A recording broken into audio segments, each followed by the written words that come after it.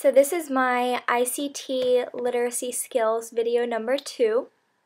And I first want to explain that my second research blog post shifts focus from the first. And although it's the same topic, multi-drug resistant tuberculosis, I did switch the country from Peru, and I was focusing on Lima, Peru in the first blog post, to South Africa.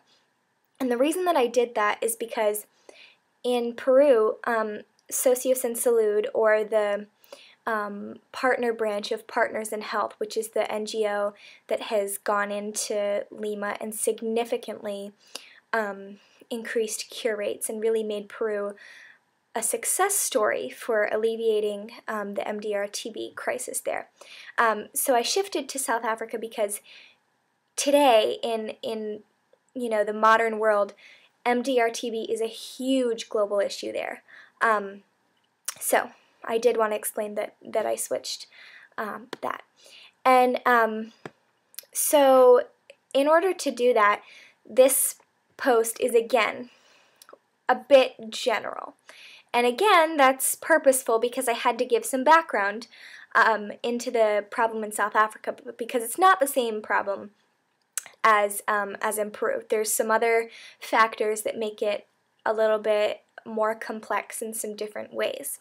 However, when I analyze solutions and the resources available to eventually propose my own solution, I can hotlink my first blog post and use it as a model in order to shape my solution. I can use some of the Partners in Health or Socios en Salud strategies that worked well in Peru and apply some of them and mold them to South Africa's needs. So I'm not going to say that my research in my first blog post went to waste, because it certainly did not. That's all good research that provides a lot of good background on just, generally what MDR-TB is, and I will be able to use it for my solution. So, you'll see that my first source that I used is from Partners in Health. So, as I explained in my last video, I know that their website is a very scholarly, substantive, reliable source because, they are the leaders of this effort to eradicate, or at least alleviate, the problem of numerous global health problems around the world. So that's where I found the statistic for the cure rate for Peru. Then, in terms of taking advantage of the medium of blogging to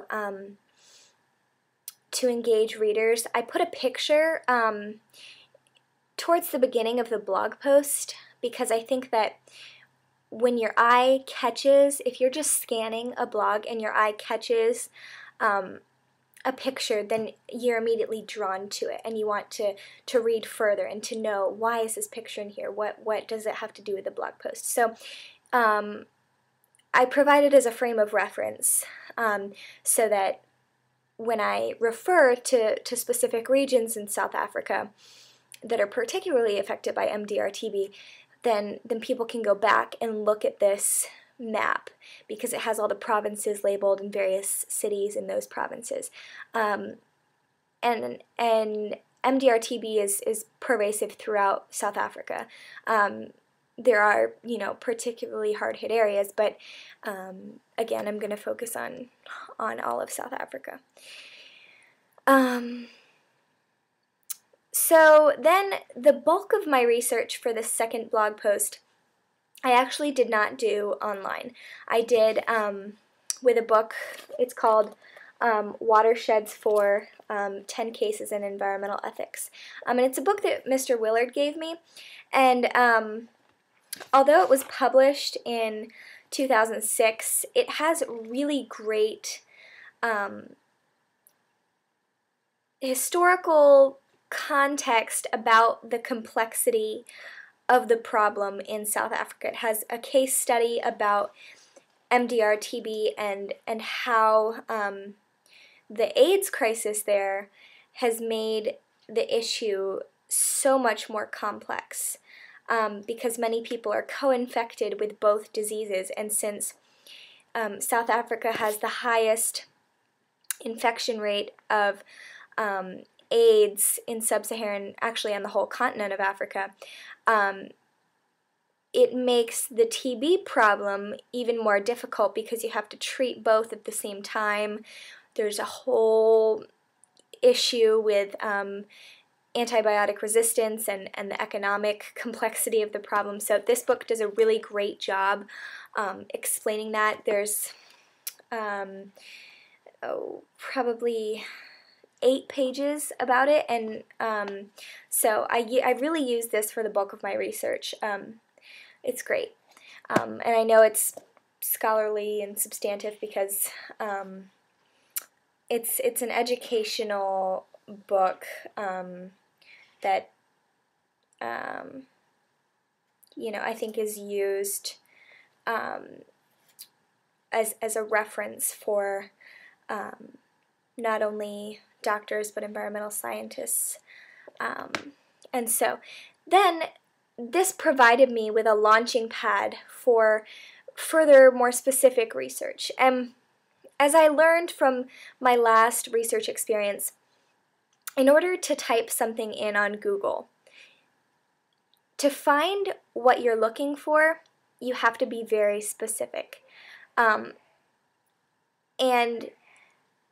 the more specific you can be, I think the more directly you're going to find reliable sources that will uphold and provide evidence for your argument. So this, looking in this book, even though it's not an internet source, it did allow me to narrow the focus of my internet research. So then I wanted to make sure that my statistics on MDR-TB in South Africa were up to date, seeing as this book was published in 2006. So then I went to the World Health Organization website to get some up-to-date statistics. And I know it's reliable because, the World Health Organization is a, universally known NGO that is used by doctors and government officials and anyone who wants to look up global health statistics, they can go there first. So then, again, taking advantage of the medium of blogging, I embedded a video from YouTube that kind of highlights this complexity of the AIDS, TB, co-infection complexity. And I found a video from Al Jazeera, which is a reputable news source that has it's a really great video, and it kind of personalizes the issue. So in terms of my ICT skills improving, I think I still need to work on specificity and really hone in on certain issues, but again, because I had to start, my first research blog post was pretty general, it was a more overview. The second one, since I switched the country, I then had to provide the context again, so it's general. The next one, I'm definitely going to work on my specificity, but what I have learned from the first to the second blog post is that I'm varying media a lot to keep people engaged. The picture, the video, hot linking, and then I also used the click here to read more button so that you don't open the page and see this long blog post, and I learned how to do that now. So